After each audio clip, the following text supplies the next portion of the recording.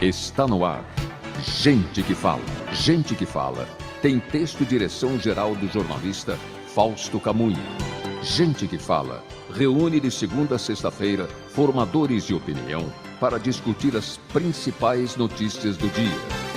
Gente que fala. Tem o selo de qualidade APCOM.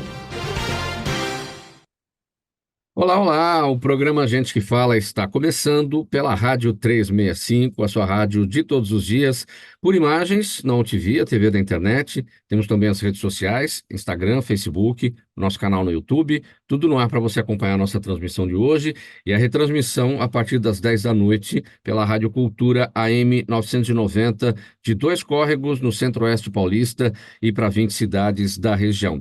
Olha, gente, pela próxima hora. A gente quer todo mundo aí curtindo, comentando, compartilhando a transmissão do programa Gente que Fala nas redes sociais.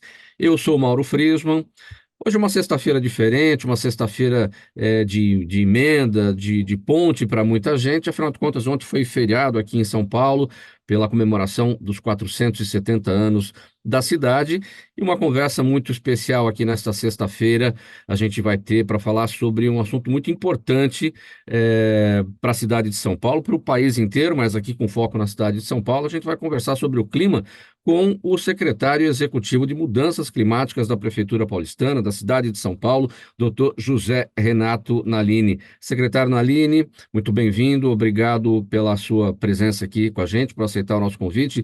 Parabéns aí por esse novo momento aí, nesse mês de janeiro, o senhor assumiu esse cargo como secretário executivo de Mudanças Climáticas na Prefeitura de São Paulo. Nosso desejo aqui do programa Gente que Fala de muito boa sorte nessa sua nova tarefa. Seja bem-vindo aqui com a gente, tudo bem? Tudo bem, Mauro, muito obrigado, é uma alegria conversar com você. Um abraço ao Pedro, a Zenilda e ao Fausto.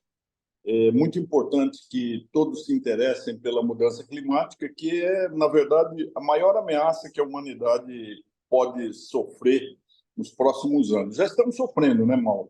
Então, é importante que toda a população saiba que ela pode fazer alguma coisa para, pelo menos, mitigar os efeitos do aquecimento global.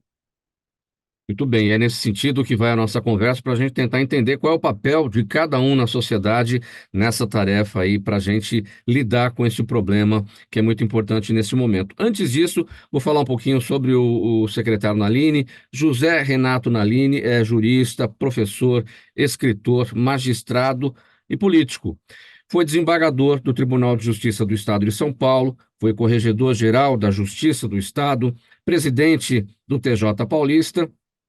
E ao se aposentar, lá no Tribunal de Justiça de São Paulo, foi nomeado secretário da Educação do Estado de São Paulo. E mais recentemente, como a gente já destacou aqui na abertura, foi chamado pelo prefeito Ricardo Nunes para ser o secretário executivo de Mudanças Climáticas na Prefeitura de São Paulo. Antes da gente entrar exatamente no tema do clima, eu destaquei aqui na abertura, secretário Nalini, ontem foi aniversário da cidade de São Paulo, 470 anos da fundação.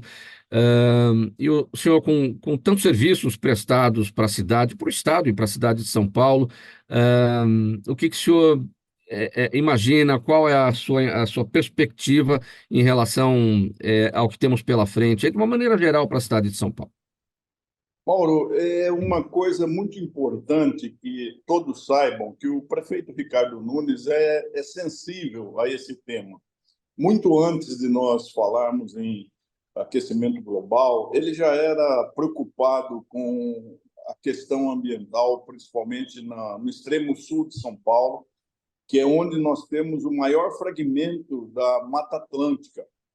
Então, quando nós temos um prefeito que se preocupa com isso, na cidade que foi protagonista, foi a pioneira na criação de uma secretaria executiva para mudanças climáticas, a gente sente que essa intimação é irrecusável. Então, eu gosto muito do meio ambiente, eu acredito que, pela origem, assim, meu avô paterno era imigrante italiano, veio naquela fase no final do século XIX, início do XX, em que a Itália passava fome, também por questões ambientais.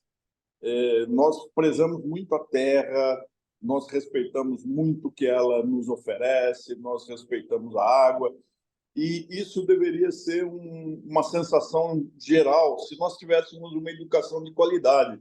Nós falhamos no Brasil, em todos os níveis, para oferecer à população uma educação que fosse além da memorização de informações e de dados. Isso nós conseguimos com clique, hoje com o mundo web, né? Nós precisamos formar cidadania, pessoas de caráter, pessoas sensíveis, pessoas que tivessem empatia, não só uns com os outros, né? O respeito, acima de tudo, ao semelhante, mas o respeito à natureza da qual nós fazemos parte. Quando nós rompemos um elo dessa nossa coexistência com o ambiente, nós estamos sacrificando a própria possibilidade de duração da aventura humana sobre a Terra. É o que nós estamos atravessando hoje. Sim. Então, o prefeito Ricardo Nunes tem muito presente isso, tanto que essa secretaria é uma secretaria de articulação com todas as outras, mas também com organismos que se preocupam com isso, com a sociedade civil, não é? É uma tentativa de mobilização de toda a cidadania para que encare essa questão climática como um problema, mas um problema que ainda tem condições de ser enfrentado. Sim, o senhor assumiu a função como secretário agora no início do ano, dia 8 de janeiro.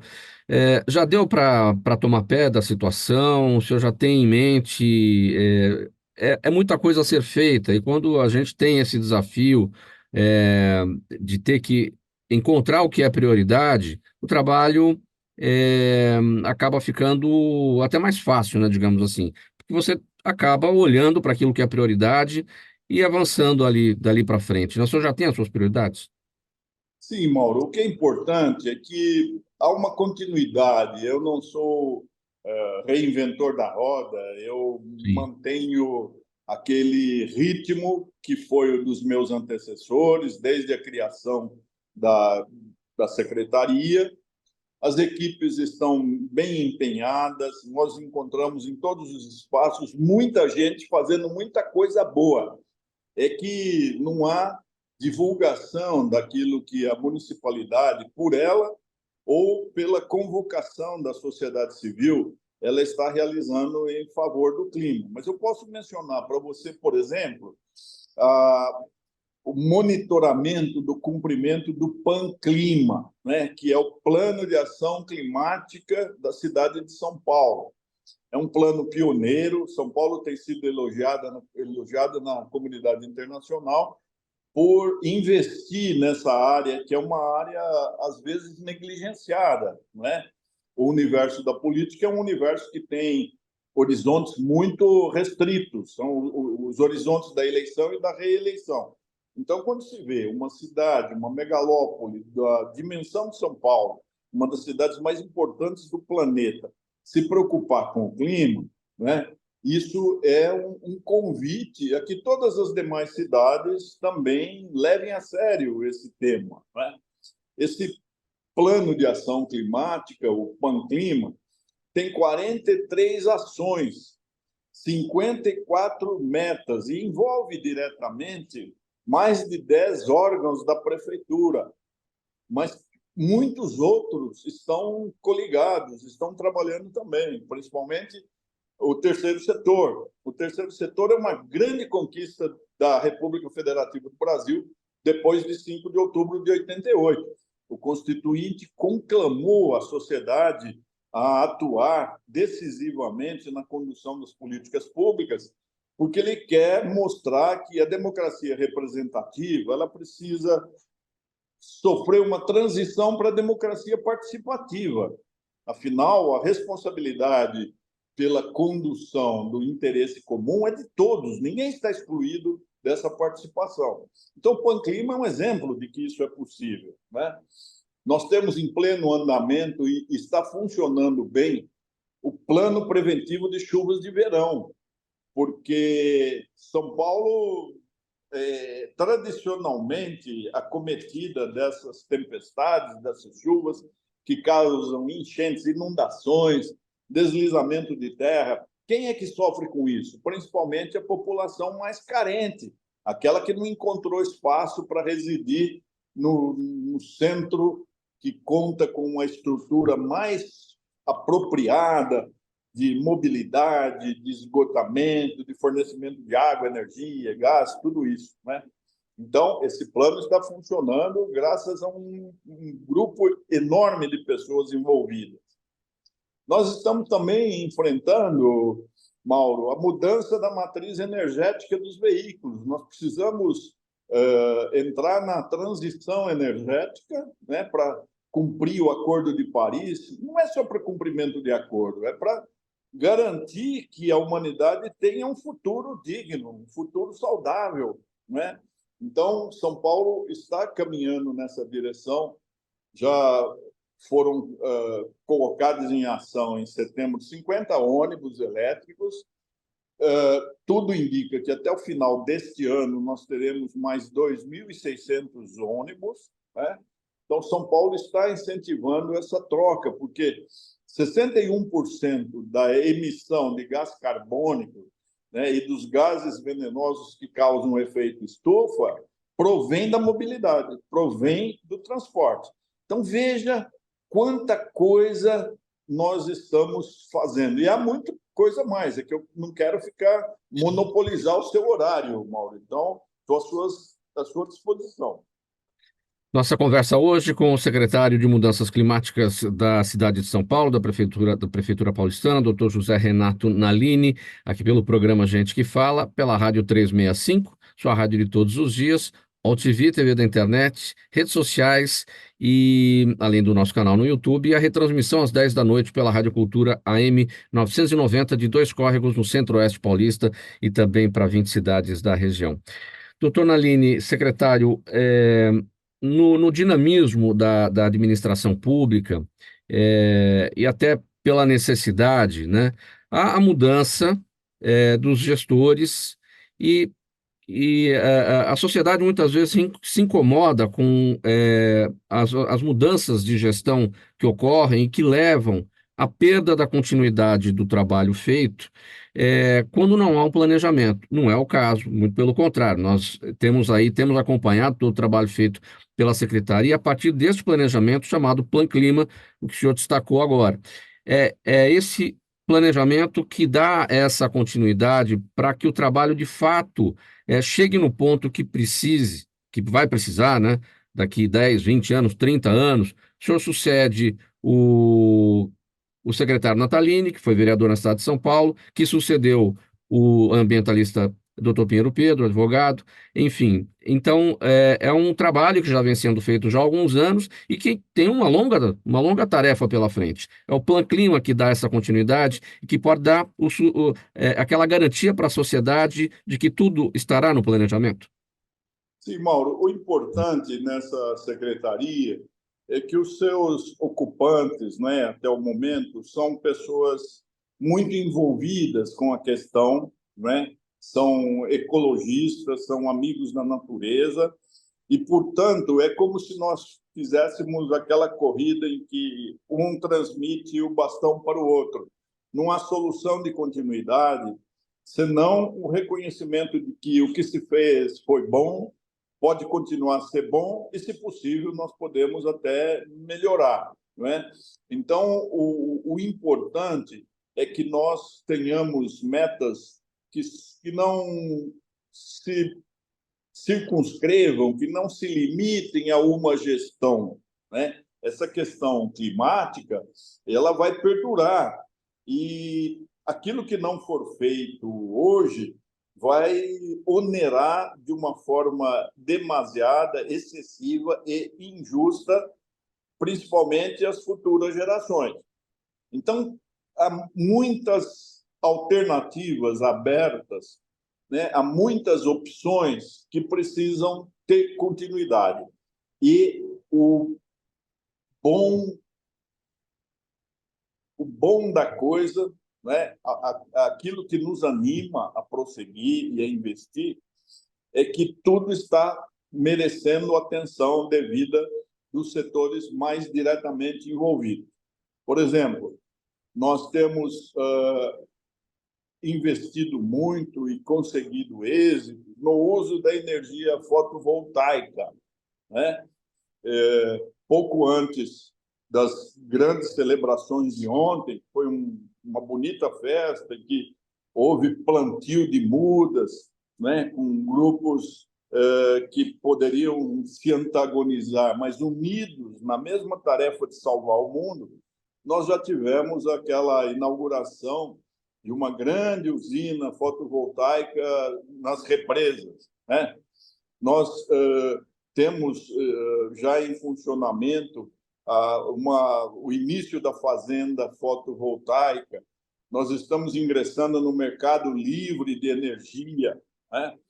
Um trabalho que nem sempre a população tem conhecimento, e esse deveria ser replicado em todos os municípios de São Paulo, do Brasil, do mundo, é a questão da proteção das áreas de mananciais, né? Nós conseguimos um Brasil que era notável pela quantidade de água doce. Nós conseguimos, em pouco tempo, poluir nossos rios, né? Canalizá-los de maneira que eles sejam mais transportadores de esgoto do que reservas de vida. E em São Paulo, nós temos feito um trabalho muito interessante com essa operação integrada em defesa da água, né, que hoje se chama OIDA. É um trabalho conjunto do Estado e do município, mas também da sociedade civil, para proteger as áreas dos mananciais, né? Essas áreas estão sendo tuteladas, algumas delas com barreiras de contenção para que não haja invasão que vá prejudicar não só aquela região, mas toda a população de São Paulo. E, com isso, nós também vamos investir numa outra cruzada que é muito difícil, Mauro, é a questão da regularização fundiária, né? Você sabe, como eu, que há um percentual enorme do solo brasileiro que é irregular. Em que sentido? No sistema jurídico brasileiro, de acordo com a Constituição, com o ordenamento jurídico, alguém só é dono de um pedaço de solo, de uma parcela do território, se o seu nome estiver inscrito numa circunscrição imobiliária, que antigamente se chamou cartório de registro de imóveis. Hoje, desde 1988, é uma delegação extrajudicial registral. Então, quem não tiver o seu nome ali como proprietário, não é proprietário, embora possa estar ocupando a área. Mas existe um número imenso de brasileiros que, pelos mais diversos motivos, está ocupando uma área que não é dele, não é juridicamente dele. Então, nós sabemos como as pessoas podem ser vítimas de empreendedores inescrupulosos, né? Vítimas de loteadores clandestinos, ou então pessoas que, simplesmente por falta de espaço para morar, ocupam um território de quem não se sabe qual o proprietário. Então, a regularização fundiária, ela impede, isso no Brasil inteiro, que o poder público tome providências contra aqueles que não podem estar nessas áreas vulneráveis. Então, São Paulo vai merecer este ano, lógico que já tem sido feita alguma coisa em termos de regularização fundiária, que é uma política estatal da maior relevância. Interessa aos prefeitos, Mauro, porque a partir da regularização, o prefeito pode lançar tranquilamente o imposto predial territorial urbano. Aquilo é uma área que está sob a égide, sob a tutela da administração municipal.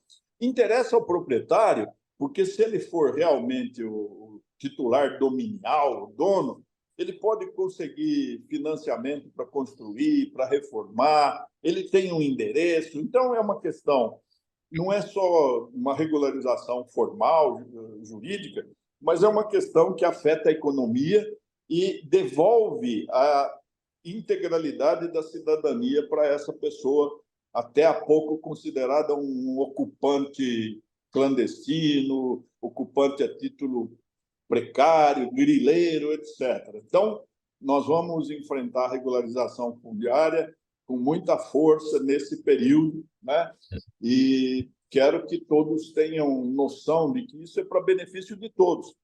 Inclusive, o benefício maior para a economia brasileira. No momento em que as grandes propriedades rurais estiverem regularizadas, não vai haver empecilho, obstáculo nenhum para que o capital internacional venha e adquira créditos de carbono sobre aquelas áreas que podem ser sumidouros de carbono, né?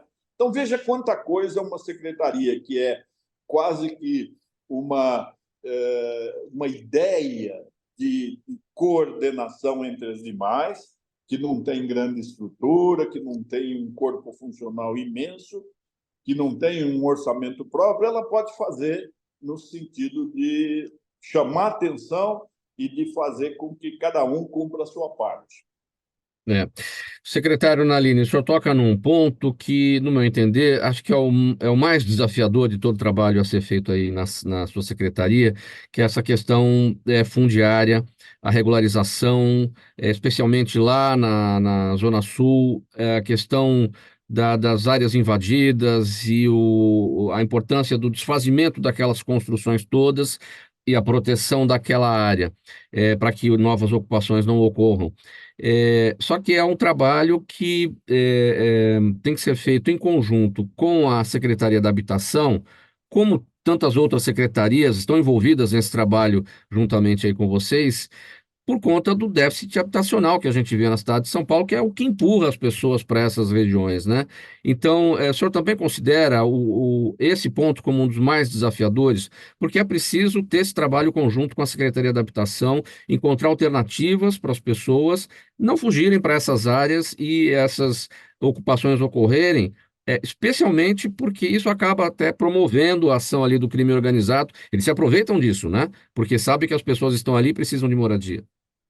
Sim, Mauro, é uma questão muito séria, muito grave. Eu vejo com perspectivas muito promissoras, pela minha origem de ter permanecido no sistema de justiça por quase meio século e ter um trânsito bastante facilitado com o Tribunal de Justiça do Estado de São Paulo, cujo corregedor-geral, o desembargador Francisco Eduardo Loureiro, já se reuniu comigo para falar sobre isso. Ele tem o poder de normatizar aquilo que os antigos cartórios fazem. Um grande problema enfrentado pelos empreendedores e pela cidadania é o formalismo dos cartórios de registro de imóveis. E o desembargador Loureiro ele tem uma visão muito ampla do papel cidadão dessas delegações extrajudiciais e vai fazer com que haja uma certa flexibilização nas exigências formais. Isso é importante. É lógico que a Secretaria da Habitação é talvez a maior interessada no âmbito interno da municipalidade, mas eu gostaria, Mauro, de comover os grandes empresários da construção civil, né? São Paulo, município, está sofrendo uma explosão de novos prédios em todas as regiões. Há um adensamento deliberado, que é o aproveitamento das áreas que possuem mais infraestrutura.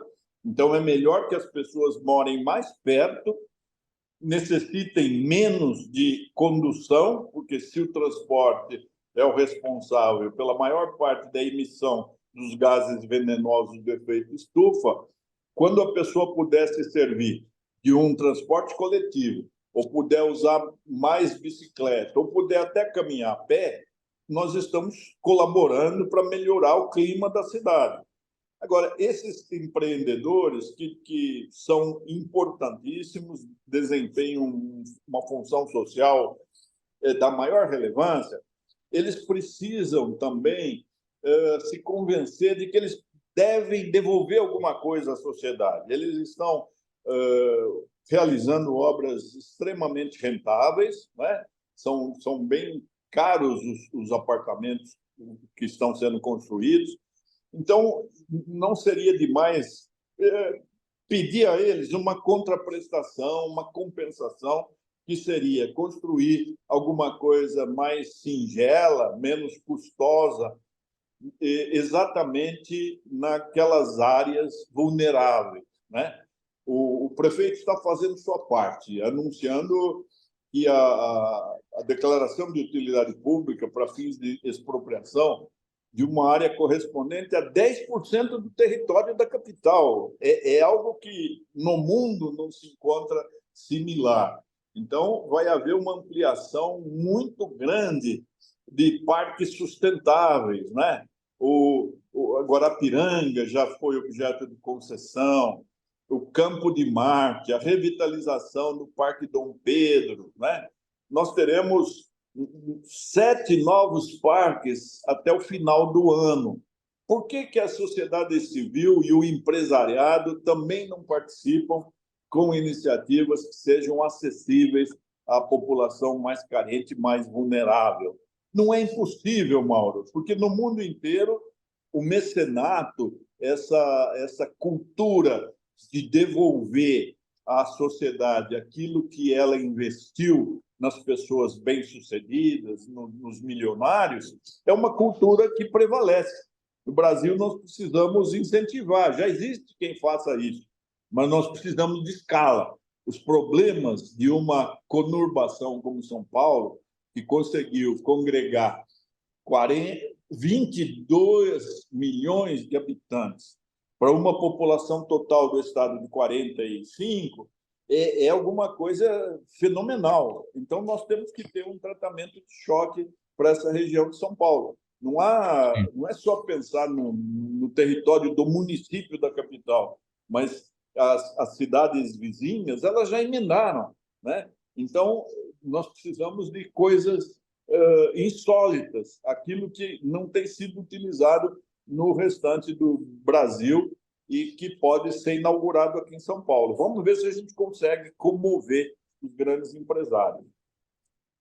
Programa Gente que Fala hoje, entrevistando o secretário executivo de Mudanças Climáticas da cidade de São Paulo, doutor José Renato Nalini, pela Rádio 365, a sua rádio de todos os dias, por imagens no AltV, a TV da internet, redes sociais, Instagram, Facebook, o nosso canal no YouTube e a retransmissão às 10 da noite pela Rádio Cultura AM 990 de Dois Córregos no Centro-Oeste paulista. Doutor Nalini, na pergunta anterior, eu lhe questionei sobre a problemática do crime organizado nas áreas ali da Zona Sul, pelo seguinte, a população paulistana, a sociedade conhece o trabalho do secretário Nalini em outras áreas. O senhor atuou no Tribunal de Justiça de São Paulo, foi juiz, foi desembargador, foi promotor de justiça também, atuou na alçada criminal. Então, existe um trabalho anterior seu que a gente, quando olha, não vê muita ligação com o trabalho de hoje, com o meio ambiente. Mas tem um ponto aí muito importante que liga as duas áreas, que é justamente a atuação em cima do crime organizado lá na Zona Sul, para evitar que essas construções irregulares continuem acontecendo. Esse ponto justamente lhe dá a vantagem para a atuação nessa área específica, lá na Zona Sul e em outras situações onde o crime organizado está presente e que envolve o meio ambiente? Mauro, só uma observação antes de responder isso. Sim. O meu interesse pelo ambiente é muito anterior ao desse chamado do prefeito Ricardo Nunes. Eu escrevi há muitos anos um livro sobre ética ambiental, um livro que a RT publicou, então, pensando que a educação ambiental era talvez a maior carência da população brasileira, né? Então, de apreço, da minha proximidade com o tema, da minha afeição com esse tema ecologia.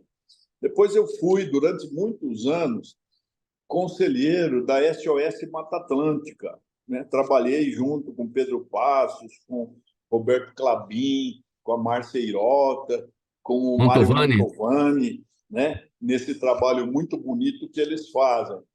Eu ajudei o Tribunal de Justiça a ter as câmaras ambientais, as câmaras reservadas ao meio ambiente. E participei dessas câmaras desde a instalação delas em 2005 até o momento em que, eleito para a Corregedoria Geral, depois para a presidência, eu tive que me afastar dessa jurisdição, mas uma jurisdição que me trazia uma grande satisfação pessoal. Então, não é uma novidade a questão de eu me interessar pelo ambiente. Agora, em relação ao crime, você tem toda a razão. Eu, depois de chegar a São Paulo para assumir a segunda instância, de 1992 a 2004, eu fui juiz do Tribunal de Alçada Criminal, de saudosa memória. Ele foi extinto com a emenda constitucional 45 de 2004 e houve a unificação dos 3 alçadas com o Tribunal de Justiça, transformando o Tribunal de Justiça no maior tribunal do mundo. Hoje tem 360 desembargadores. É muito difícil você administrar uma corte dessas. 360 desembargadores, mais 250 pinguins, que são juízes substitutos de segundo grau, mais 3.000 juízes de primeira instância. É uma coisa gigantesca. No Tribunal de Alçada Criminal, que foi o maior tribunal especializado em crime, eu cheguei a ser vice-presidente e presidente. Então, conheço bastante a questão criminal, até porque, durante 4 anos antes de ingressar na magistratura, eu era promotor de justiça e trabalhei na equipe de roubo, uma iniciativa do MP para fazer um combate ao crime violento contra o patrimônio.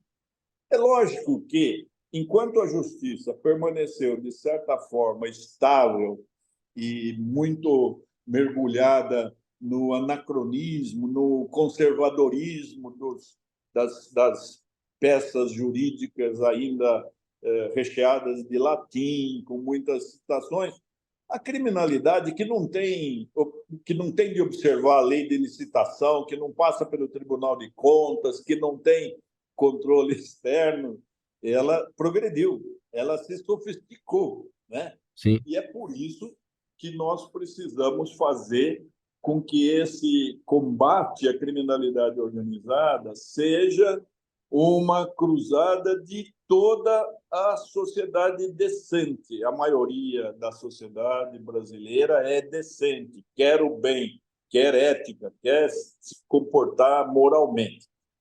É lógico que a situação de desigualdade social faz com que os sucessos do crime organizado sejam mais celebrados, mais comemorados do que os tentos praticados pela gestão pública, né? Mas essa noção da grandeza do nosso desafio está muito presente, principalmente, né, na OIGA, na Operação Integrada em Defesa das Águas. São poucas pessoas, mas muito conscientes, né? Eu não tinha conhecimento, por exemplo, nada obstante meu grande interesse por tudo que acontece em São Paulo, cidade que eu adotei, da qual eu me considero um filho ilegítimo, mas um filho. Estou aqui desde 84, morando, né? Embora já trabalhasse antes. Eu não tinha noção daquilo que se faz na OIDA, com pouca gente, mas fazendo, por exemplo, o mapa do não, que é cercar alguns espaços privilegiados onde há muitas nascentes e fazer uma contenção efetiva para que esses espaços não venham a ser tomados pela criminalidade organizada, que empurra os incautos moradores, que começam a fazer seus barraquinhos, depois construções de alvenaria, depois vários andares com direito de laje, etc. no mutirão, porque os pobres são bastante solidários, eles se ajudam uns aos outros, né? Então, esse mapa do não é uma coisa muito interessante. Nós gostaríamos de que ele crescesse e que nós pudéssemos ampliar essas áreas, inclusive para que aquelas áreas, aquelas glebas que já foram recuperadas, que estão ambientalmente compatíveis com o que é necessário, também tivessem uma contenção para que elas não cresçam em demasia, porque elas estão bem arrumadinhas, bem urbanizadas, esteticamente agradáveis, mas se chegar muito mais gente ali, a degradação começará e voltará a ser tudo como era antes, né? Então vejam quanta coisa, veja, Mauro, quanta coisa essa secretaria pode impulsionar, pode estimular e pode cobrar, né, das demais secretarias e principalmente da sociedade civil, porque nós não podemos ignorar essa tendência que é generalizada no Brasil de achar que todos os problemas são responsabilidade exclusiva de governo. Não. Governo é alguém que nós escolhemos e que, em nosso nome, vai fazer alguma coisa em direção ao bem comum, mas nós continuamos responsáveis para cobrar, para fiscalizar, para mudar de opção quando nós escolhemos mal, etc. Então, eu acho que esse papel de alerta da sociedade civil e de chamada à ordem, você também tem responsabilidade, é uma coisa muito importante e a gente precisa se compenetrar de que isso também é esperado de quem assume uma função pública. Programa Gente que Fala, edição de sexta-feira por aqui, nessa conversa com o Dr. José Renato Nalini, secretário executivo de Mudanças Climáticas da cidade de São Paulo. A gente vai fazer uma paradinha breve aqui para o intervalo, a gente volta em seguida com a sequência da nossa conversa. Até já. Toda ação estratégica de sucesso tem um componente fundamental, um instituto de pesquisas ético, rápido e preciso. Afinal, é ele que vai fornecer informação confiável, sem achismos e palpites. E isso, numa época de mudanças rápidas e repentinas, é fator crítico de sucesso. A Orbis é um instituto de pesquisas que une precisão e confiabilidade estatística com a mais alta tecnologia de pesquisas do mercado.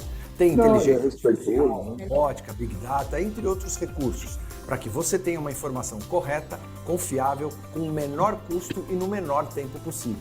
Na sua próxima ação, seja ela corporativa ou política, comece pela Orbis, porque com a informação correta você vai mais longe, mais rápido e com mais segurança. O programa que fala está de volta pela Rádio 365, a sua rádio de todos os dias, All TV, TV da internet, redes sociais, Instagram, Facebook, o nosso canal no YouTube e também a retransmissão às 10 da noite, a partir das 10 da noite pela Rádio Cultura AM 990 de Dois Córregos, no Centro-Oeste Paulista e também para 20 cidades da região. Hoje, sexta-feira, nossa conversa aqui nessa ponte, nessa emenda do feriado do aniversário da cidade de São Paulo, que foi ontem, nossa conversa então com o secretário executivo de Mudanças Climáticas da Prefeitura de São Paulo, da cidade de São Paulo, doutor José Renato Nalini.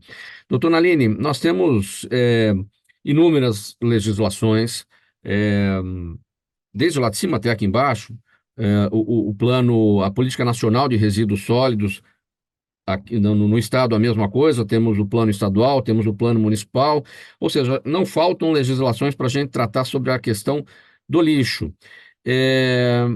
E a gente entende também que as legislações, poucas delas são capazes de mudar comportamentos, né? A gente não tem visto essas políticas sendo capazes de mudar o comportamento das pessoas. E o senhor chamou a atenção, agora no final do bloco anterior, justamente para esse ponto. A responsabilidade de cada um em relação ao meio ambiente e aí a responsabilidade de cada um em relação ao lixo. Não é colocar o lixo na porta de casa que o problema estará resolvido. Tudo isso parte de uma consciência. O senhor também diz, a partir do seu próprio trabalho no livro, para esse despertar da consciência ambiental das pessoas. Isso depende de educação, né?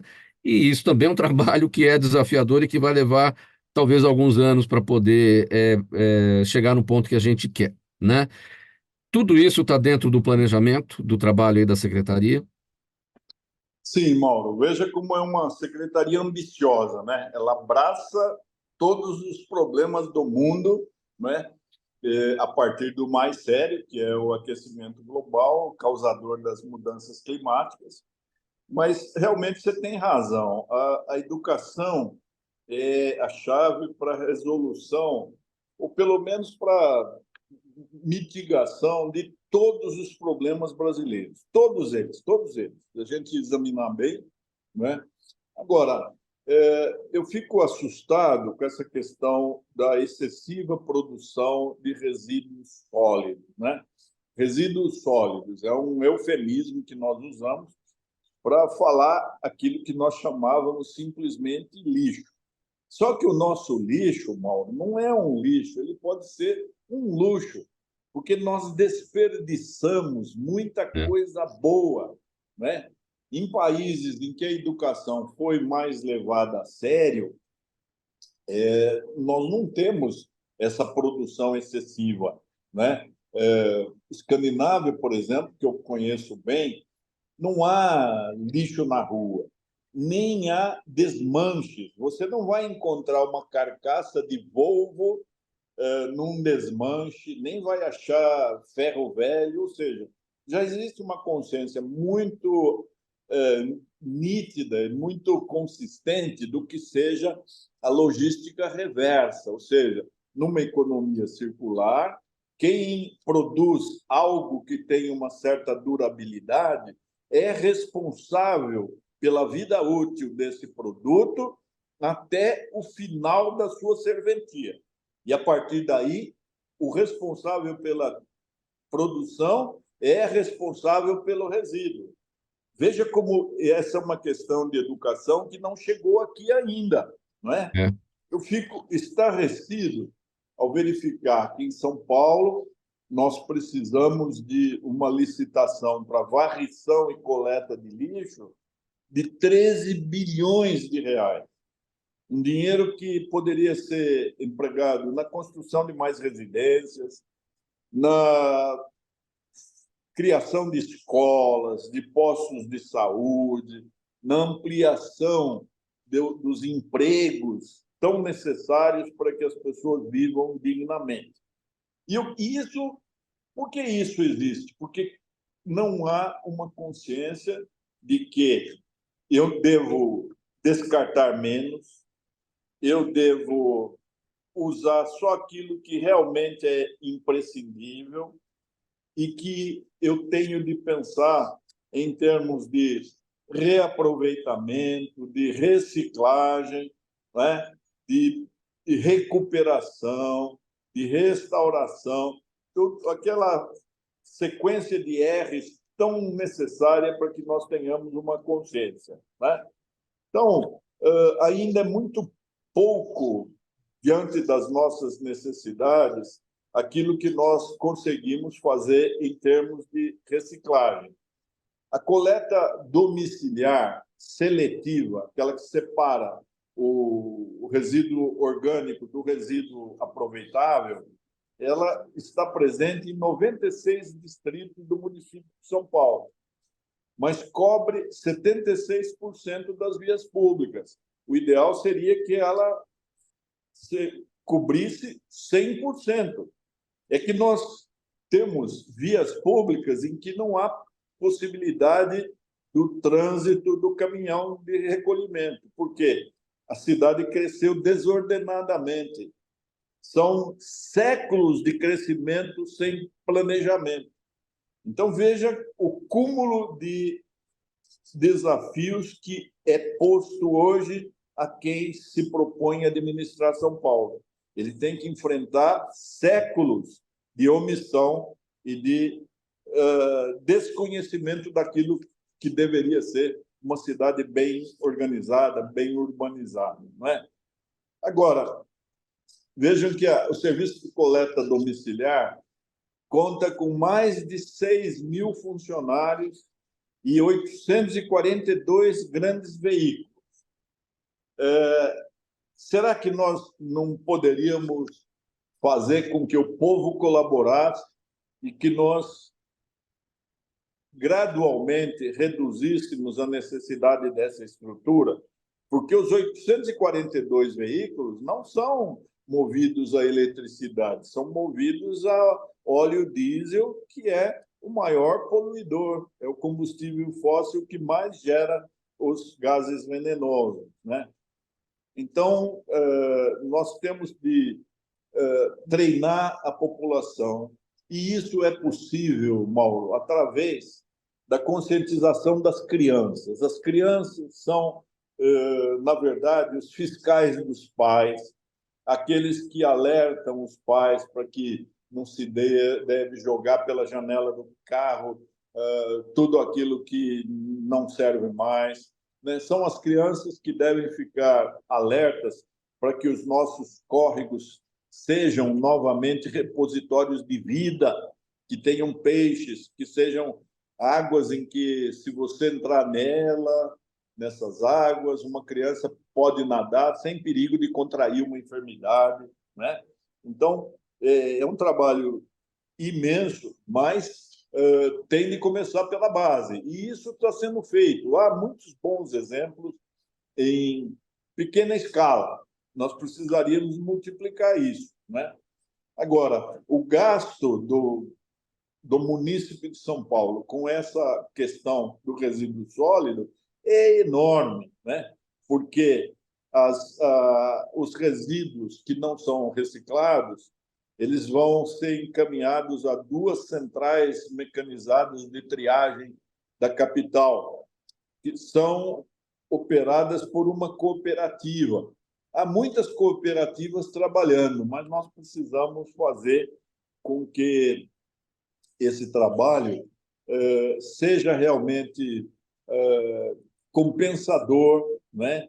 Porque não são todas as pessoas que se animam a trabalhar tentando limpar aquilo que nós produzimos de sujeira, de imundície, não é, Mauro? É uma questão bastante complexa, embora seja de plena consciência de todos os responsáveis aqui na Prefeitura de São Paulo. Que alternativa teríamos, secretário Nalini, em relação a essa questão do lixo ainda, nesse sentido da mudança de consciência das pessoas?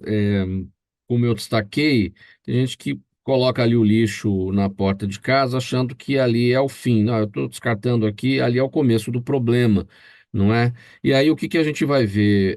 Os caminhões da coleta e os seus trabalhadores no fim de tarde, início da noite, aquele trabalho de recolhimento, aquela correria dos trabalhadores para o cumprimento das metas, para percorrer todas as ruas e recolher todo o lixo, sacos que rasgam e lixo que fica pelo caminho, enfim. É muito triste ver tudo isso, né? Que a gente pode fazer? Colocar containers nas ruas, por exemplo, para as pessoas depositarem os seus lixos. Nos bairros mais comerciais, muitas vezes, lojas, malharias, né, que jogam seus retalhos no final do dia também. E o pessoal, evidentemente, que em busca de renda, o pessoal da coleta, que vai atrás de materiais, né, acaba espalhando tudo, enfim. São cenas muito tristes, deixam a cidade suja, emporcalhada, isso vai para os bueiros, vai para os córregos, e aí aí é que o problema começa, não termina, né? Que alternativas Mauro, temos? você tem razão. Eu fiquei animado ao verificar o trabalho do meu colega secretário Osmário, da limpeza urbana. Ele trabalha com muito afinco na tentativa de enfrentar esses problemas. Você mencionou a questão das malharias, né? Há um conjunto de oficinas de confecção clandestinas que, a cada dia, lançam às ruas cerca de 5 toneladas de resíduos, de pequenos pedaços de tecido que não são algodão, são sintéticos, e que, Sim. portanto, não são aqueles suscetíveis de serem regenerados, da terra aproveitar e e se transformar em insumo. São coisas que podem permanecer centenas ou até milhares de anos antes da degradação. E o osmário conseguiu fazer com que muitos containers de pequena dimensão fossem colocados nas imediações, e um trabalho de formiga de convencer cada proprietário dessas oficinas, né, para que os retalhos sejam colocados ali e não espalhados pela via pública. Está funcionando. Quais os problemas que a gente encontra, Mauro? Muitos desses containers são furtados. Eles desaparecem e depois vão surgir em ferros velhos das imediações da capital, né? Depois, o que fazer com essas 5 toneladas diárias? Então, o Osmário chamou uma equipe da Abrimac, né, que é uma associação dos fabricantes de máquinas, para tentar sugerir a criação de algumas máquinas que primeiro façam desses retalhos resíduos, depois uma outra que se utilize de uma substância que possa transformar os resíduos em uma pasta e, com isso, fazer objetos como cadeiras, cabides, mesas, que poderiam servir para o mobiliário das escolas, por exemplo. Então, você veja que o enfrentamento de uma só questão, né? Enquanto você vê que condomínios caríssimos, as pessoas não separam o lixo orgânico do lixo orgânico, embora sabendo que às quintas-feiras passará o caminhão da coleta seletiva.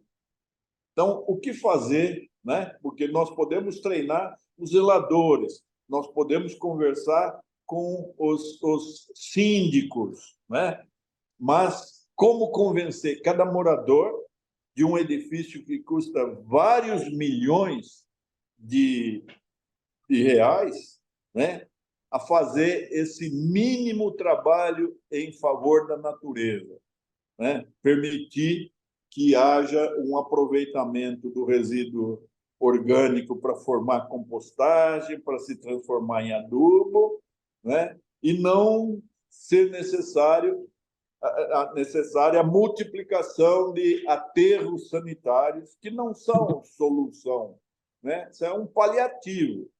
O ideal seria que nós tivéssemos uma economia circular, para que tudo aquilo que nós produzimos, nós víssemos o final, e um final útil, um final rentável, um final em favor da natureza. Então, vejam como as coisas são complicadas, mas hoje, pelo menos, Mauro, a grande vantagem é que nós temos noção disso. 20 anos atrás, nós não tínhamos essa preocupação. É que os efeitos desastrosos do aquecimento global foram tão traumáticos e nós respondemos com mortes, com desastres naturais, com cenas dantescas e, portanto, um mínimo de consciência já surgiu. Nós precisamos é que essa consciência se dissemine e se intensifique para que nós possamos enfrentar o que ainda virá. Veja, Mauro, a ciência provou que 2023 foi o ano mais quente da história, pelo menos em 125 mil anos. Agora, dizem os próprios cientistas que nós vamos ter saudades de 2023, porque as coisas tendem a piorar, né? O que as pessoas nem sempre sabem é que aquele cúmulo de efeito estufa, ainda que hoje nós parássemos de produzir essas emissões, nós não reduziríamos aquilo que já está ali armazenado e que vai continuar nos fazer mal daqui para frente. Então, essa é a urgência de nós termos uma consciência mais sensível, né, Agora, ninguém é tão incapaz de fazer alguma coisa em prol dessa salvação da natureza, né? A sociedade civil pode fazer muita coisa, né? Individualmente, Mauro, não há necessidade de você formar um enorme grupo. Melhor seria, sim, que o grupo trabalhasse sob uma coordenação.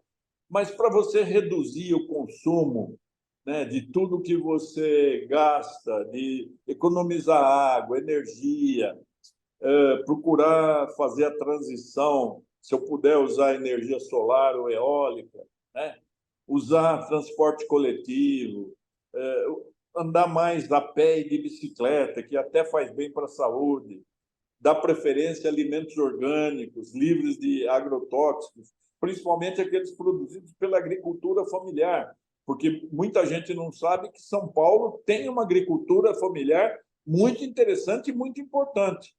Não há necessidade desse transporte por centenas de quilômetros até chegar aqui poluindo nossas ruas, né?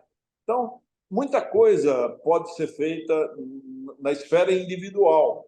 Agora, se a família tivesse a consciência, melhor ainda. Se a rua tivesse a consciência, então está ótimo, né? Mas nós poderíamos começar com os prédios. São Paulo é uma cidade de edifícios, e se cada edifício fosse uma usina ecológica, ou seja, não produzir lixo em excesso, não gastar energia em excesso, nós já teríamos um grande progresso. E por isso é que nós dependemos da mídia, nós dependemos de vocês que são os influenciadores que podem fazer chegar essa mensagem a todas as pessoas, porque o aquecimento global nos prejudica a todos, não há ninguém que esteja imune, eu não vou sofrer, não. Mesmo os grandes milionários que podiam procurar outros planetas já se convenceram de que a Terra ainda é o único habitat que nós temos. E nesse sentido da conscientização necessária, da educação necessária, secretário Nalini, a gente falou de moradia, sem moradia não se tem saúde, sem saúde, educação comprometida, chegamos na educação. O senhor foi secretário de Educação do Estado de São Paulo. O que o senhor traz dessa experiência para o município nesse trabalho de cruzamento de atividades da sua secretaria com as demais, e especialmente com a educação do município de São Paulo, para essa necessidade de levar informação e levar conscientização para as crianças do município e elas multiplicarem isso dentro de casa? Bem, Mauro, essa questão da educação é algo extremamente grave também, porque a nossa educação, e essa é uma opinião pessoal modesta, não tem o monopólio da verdade, é mais o meu feeling depois de ter passado 2 anos e 4 meses à frente da maior Secretaria de Educação do país, né? São Paulo tem 400 mil funcionários na Secretaria de Educação, tem 5.400 escolas espalhadas pelos 645 municípios, entre 4,5 e 5 milhões de alunos. Agora, a escola pública, ela se manteve como uma transmissora de informações. A educação é, na verdade, um adestramento da infância e da juventude para decorar, para memorizar informações. E a escola não percebeu que essa nossa era da informática, da eletrônica, o mundo web, tornou a informação acessível a um mero clique. Então, as crianças obtêm a informação que elas quiserem através do celular. E a figura do professor, ela se tornou uma figura quase que dispensável. O professor que não se reciclar para ser, na verdade, uma espécie de showman ou showwoman para que a atenção da classe continue ligada sobre ela, ela vai ser descartada. Com as crianças, ainda existe a pouca idade, faz com que as crianças se mantenham sob uma certa disciplina. Mas os jovens do ensino médio, eles já não acreditam na aula pré-lecional. E, por isso, as escolas estão ficando com classes ociosas, enquanto que os barzinhos das imediações estão sempre cheios, as ruas cheias. A evasão do ensino médio é o testemunho mais evidente de que a nossa educação falhou. Então, nós temos de fazer uma religação entre a escola e a vida. Nós precisamos mostrar que o aprendizado vai ser útil para a vida prática do jovem, né?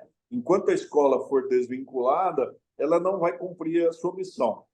O que é bom, Mauro, é que há alguns excelentes exemplos. Eu vi escolas em que uma diretora bem intencionada, bem formada, atenta, lúcida, ela consegue fazer um corpo docente, que eu chamo em sociologia pássaros de igual plumagem, e ela pega uma equipe entusiasmada que consegue motivar a infância e a juventude. Por isso, há escolas em que não há vagas e há escolas que estão ficando vazias. Tudo depende do investimento que se faz na diretora, no diretor e nos professores. É um pequeno flash, haveria muito mais o que falar, Mauro, mas é só para dar ideia do que significou a minha experiência na Secretaria de Educação e o que eu pretendo transmitir aqui para o secretário Padula, que, por sinal, também foi contemporâneo lá na Secretaria Estadual de Educação na minha época. Muito bem, gente. Olha, o tempo de hoje voou, chegou aqui ao final o nosso programa Gente que Fala, essa edição de sexta-feira. O agradecimento, Dr. José Renato Nalini, secretário executivo de Mudanças Climáticas da cidade de São Paulo. 10 segundos, infelizmente, que o nosso tempo já está estourado. 10 segundos para a sua mensagem final, sua despedida, secretário, e o nosso agradecimento. Obrigado, Mauro. Eu queria convidar todos a se interessarem pelo aquecimento global, pelas mudanças climáticas. É alguma coisa que vai nos afetar. Preste atenção e faça alguma coisa. Muito obrigado, um abraço ao senhor, a todos da Secretaria de Mudanças Climáticas da cidade de São Paulo, por essa conversa aqui com a gente no programa Gente que Fala. Vamos colocar um ponto final nessa edição de sexta-feira. Por aqui, programa Gente que Fala, sempre realização da ABECOM, apresentação minha, Mauro Friesman, pauta e redação Pedro Schiavon, Zenilda Salvato, nossa diretora de produção, jornalista Fausto Camunha, nosso diretor-geral, você espectador, você ouvinte, a razão da nossa presença aqui todos os dias. Um bom final de semana para todo mundo. Busquem aí novas energias no final de semana para um novo início na próxima. E a gente volta a partir do meio-dia, então, na segunda-feira, pela Rádio 365, sua rádio de todos os dias, AltV, TV da internet, redes sociais, Instagram, Facebook, nosso canal no YouTube e a retransmissão a partir das 10 da noite pela Rádio Cultura AM 990, de Dois Córregos, no Centro-Oeste Paulista. Um abraço a todos, tchau, até lá.